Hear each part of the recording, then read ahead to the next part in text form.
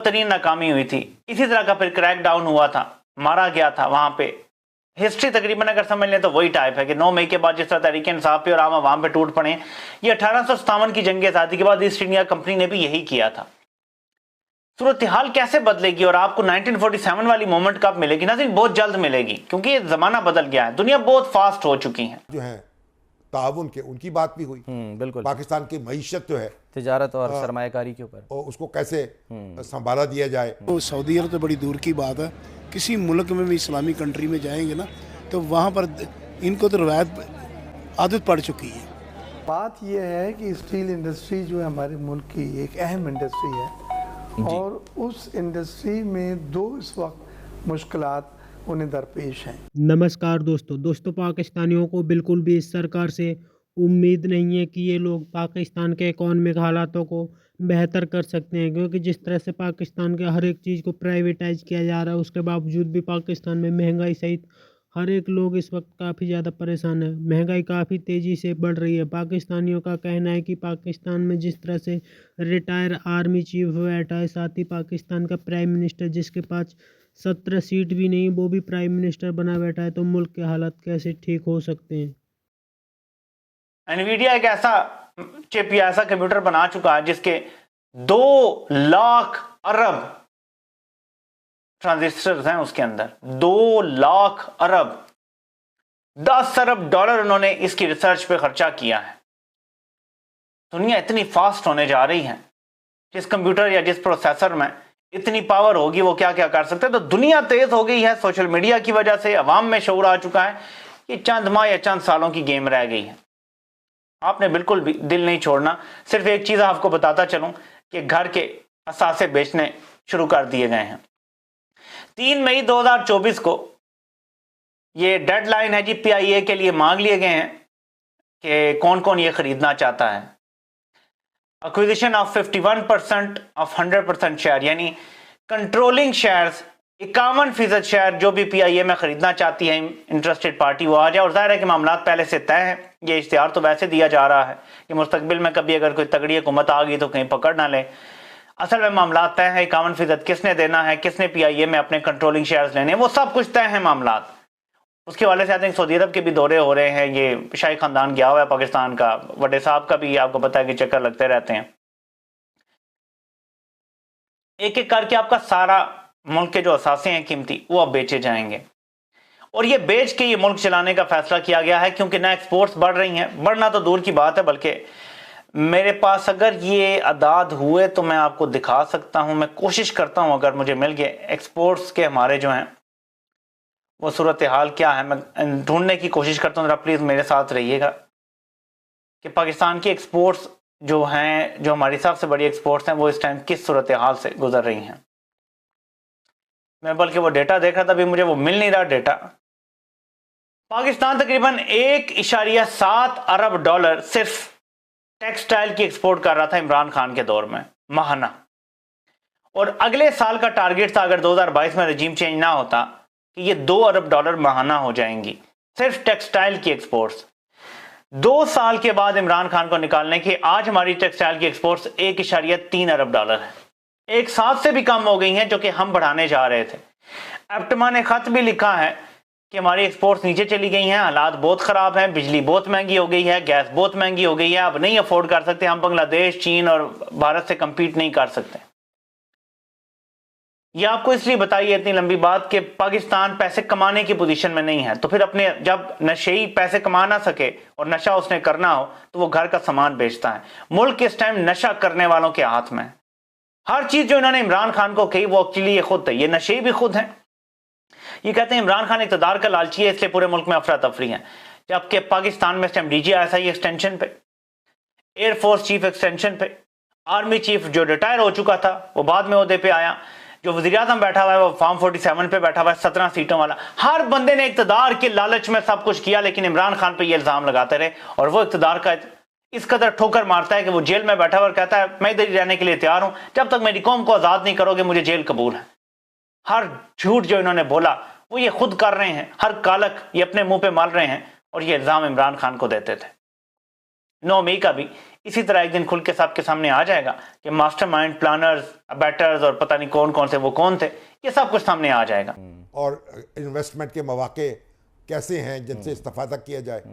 और अभी अमीर सऊदी अरब जो है उसका इरादा है पाकिस्तान में भारी इन्वेस्टमेंट करने का। जी हाँ। रिकोडिक का मामला जो है वो दूसरे exactly. और रिफाइनरी बनाने की और बात सर भी जो है, पीआईए की प्राइवेटाइजेशन हो रही है उसमें भी कह रहे हैं कि उसमें वहाँ भी पर शायद इंटरेस्ट आए। है। जी तो बहरहाल एक अच्छी खबर है, स्टॉक एक्सचेंज भी ऊपर गई है बिल्कुल, आज रिकॉर्ड कायम हुआ है, 69,000 क्रॉस। और एक डॉलर जो है उसको भी जरा लगाम दी गई है। मगर आप देखें ये जो पाकिस्तान है ना, पाकिस्तान कितनी बड़ी ताकत था। पाकिस्तान तो भाई दूसरे लोगों को, ये जर्मनी और दूसरे मुल्कों को कर्ज देता था 50 की और 60 की दहाई में।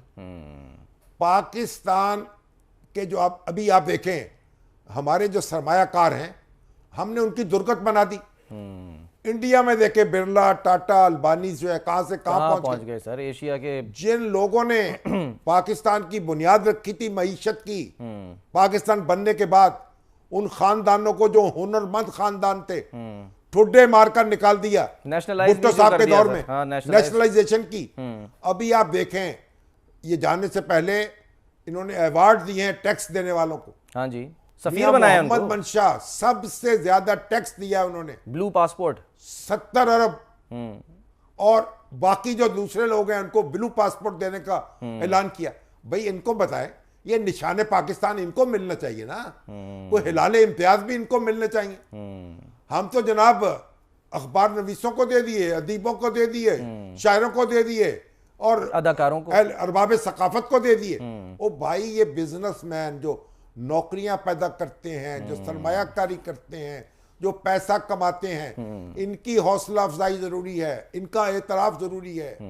और मियां मोहम्मद मंशा एक, आप 100 मंशा अगर पाकिस्तान में हो, पाकिस्तान का तो मिसाइल ही खत्म हो जाए, जरूरत ही नहीं है कर्जों इतना की। कमा ले। हुनरमंद लोग हैं, पैसा कमाना एक हुनर है। तो सबसे पहले मैं तो समझता हूँ पाकिस्तान, सऊदी अरब से भी बड़ा शुक्रिया उनका, पाकिस्तान के अपने लोग हैं, उनका हौसला बढ़ाया जाए, उनका ताबून हासिल किया जाए। और जिन खानदानों के कारखाने कब्जे में किए गए 1972 में, उनके जो लोग आज भी बरसरे पैकार हैं और काम कर रहे हैं, उनको इकट्ठा किया जाए, उनको भी उनके अजाला किया जाए, उनसे भी जरा माजरत की जाए कि भी हमने आपके साथ जुल्म किया, तारीख को दुरुस्त किया जाए, तारीख को यहां भी दुरुस्त किया जाए। पहली तो ये है कि बिजली की कीमतें जो केयर टेकर कॉमर्स मिनिस्टर साहब ने कही थी कि हम 9 सेंट्स कर रहे हैं, इस वक्त मौजूदा 17 सेंट्स हैं, जो 40 रुपए से ऊपर 40-45 रुपए बनता है पर किलोवाट बनती है, हमें चार्ज हो रहे हैं, जिसमें हमारे प्रोडक्ट वारे है ही नहीं। और स्टील की सनत का तो ये बिजली एक खाम माल है, रॉ मटेरियल है, एनर्जी इंटेंसिव। जब वो आप यूज़ करते हैं 45 रुपए फी किलोवाट वाले से, तो जिस चीज़ में वो वो स्टील बनता है वो वारे में नहीं आता। उसके फ़ायदा किसने उठाया? उसका फ़ायदा ईरान से जो स्मगल हो रहा है सरिया, उसने उठाया है कि वहाँ से 35,000 मीट्रिक टन का डंप हुआ है चाबहार के इलाके में, और साथ साथ 40,000 फी मन कीमत में फ़र्क हो गया है। यानी अगर आप स्मगल वाला लेते हैं जो ज़मीनी रास्ते से आता है, बलूचिस्तान के थ्रू आता है, वो 40,000 रुपये फी मन सस्ता पड़ रहा है बनस्बत के जो आप बनाएंगे अपने खुद से, क्योंकि बिजली आपकी बहुत महंगी है। उसकी वजह से सब सर पकड़े बैठे हैं। मैं इस्लामाबाद गया था तो वहाँ पे भी वो आए थे कि जी हाउस के फ्लोर पे उठाओ, जी। और ये सवाल मैंने उठाया भी है। सवालात क्वेश्चन आंसर सेशन में इंशाल्लाह इस पर बहस होगी। कॉमर्स मिनिस्टर को और फाइनेंस मिनिस्टर को बुलवाया गया है कि आपने क्या इकदाम करें जिससे स्मगलिंग को रोका जा सकता है, और क्या इकदाम हैं जिससे ये सनद जो बंद हो रही है इसको बंद होने से बचाने के लिए तो दोस्तों शहबाज शरीफ को 80 से 90% पाकिस्तान की जनता अपना प्राइम मिनिस्टर ही नहीं मानती, क्योंकि उनको पता है कि उन लोगों ने वोट इमरान खान को दिया था, लेकिन पाकिस्तान की फ़ौज ने ज़ोर ज़बरदस्ती करके शहबाज शरीफ को पाकिस्तान का प्राइम मिनिस्टर बना दिया, जो कि पाकिस्तान की जनता को बिल्कुल भी कबूल नहीं है। यही कारण है कि पाकिस्तान में जिस तरह के हालात बन रहे हैं उसे लेकर के पाकिस्तानी मीडिया इस वक्त काफ़ी ज़्यादा चिंतित है, क्योंकि पाकिस्तान के इकोनॉमिक हालातों में बेहतरी आने की कोई उम्मीद नहीं है। पाकिस्तान की जनता लगातार अपनी सरकार के खिलाफ, और ना ही पाकिस्तानियों को कहीं से कोई कुछ मिल रहा है। जिस तरह से पाकिस्तान का प्राइम मिनिस्टर बाहर भीख मांगने जाता है, उसके बावजूद भी वो खाली कटोरा लेकर के